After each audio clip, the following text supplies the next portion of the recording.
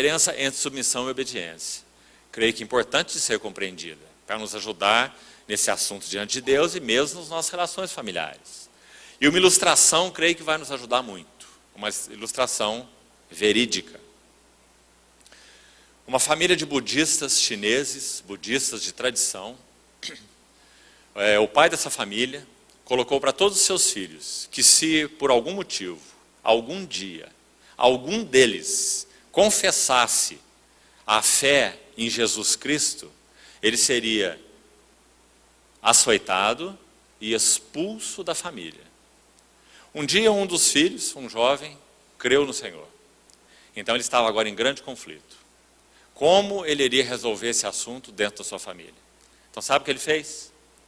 Ele chegou em casa, buscou uma vara que o seu pai tinha guardado atrás da porta, e ele tomou essa vara, buscou seu pai, colocou essa vara na mão do seu pai e disse: Pai, hoje eu criei no Senhor Jesus.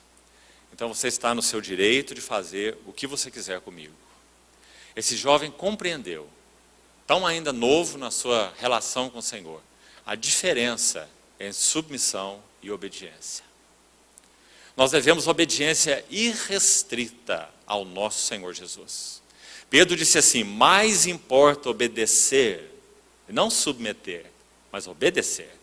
Mais importa obedecer a Deus do que aos homens. Mas quando esse jovem toma essa vara e entrega na mão do seu pai, ele estava sendo submisso ao seu pai.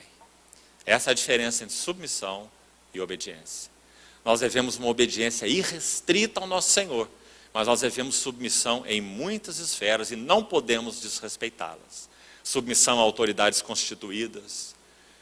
Quando Pedro se colocou diante daquelas autoridades constituídas, ele estava em submissão a elas. Em tanta submissão que ele foi açoitado por causa dessa submissão.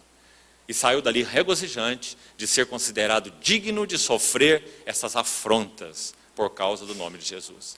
Ele não desrespeitou e foi insubmisso àquelas autoridades, mas ele não as obedeceu. Quando ele disse: jamais podemos deixar de falar das coisas que nós temos visto e ouvido.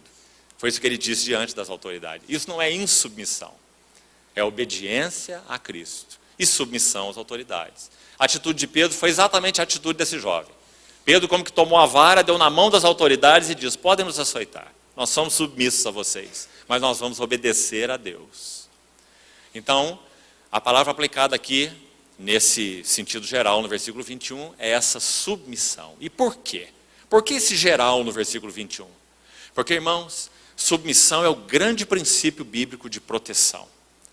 Nós temos perdido tanto do vigor do corpo de Cristo, porque nós temos entendido mal esse assunto de submissão.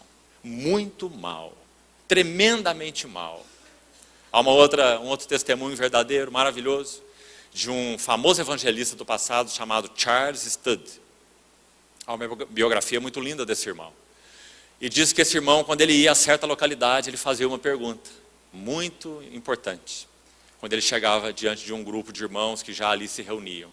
A pergunta dele era a seguinte: quais são as pessoas que o Senhor tem constituído para que sejam expressão da autoridade dele neste local? Porque então a elas eu quero me submeter. Que coração maravilhoso, não é, irmãos? Como nós teríamos uma condição da vida da igreja diferente se essa fosse nossa situação. Não é uma submissão cega, porque veja o que esse irmão disse. Não é aqueles que são considerados autoridade de alguma maneira, mas aqueles que podem realmente refletir a autoridade de Cristo entre os irmãos.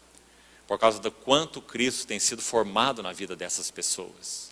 Então esse espírito submisso foi tão maravilhosamente característico da vida do nosso Senhor Jesus.